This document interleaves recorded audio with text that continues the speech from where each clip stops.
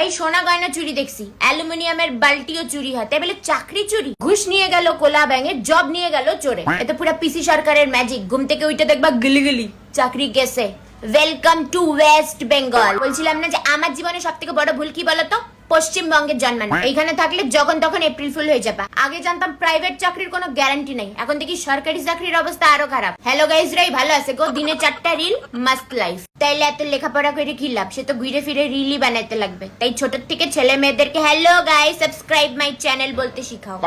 এখন এই জবটাই সব থেকে সিকিউর। আগে স্যার একটা সময় বলতো লেখাপড়া তো করিস না, ঠেলার চা বিক্রি করবি। এখন মনে হচ্ছে যে ঠেলার চা বিক্রি করলেই ভালো হইতো, অন্তপক্ষে পথে তো বসতে হইতো না। অন্তপক্ষে এইবার পরিবারের কি হবে এটা ভাইবে রাত্রে ঘুম তো উড়ে যাইতো না। যার যায় একমাত্র সেই জানে।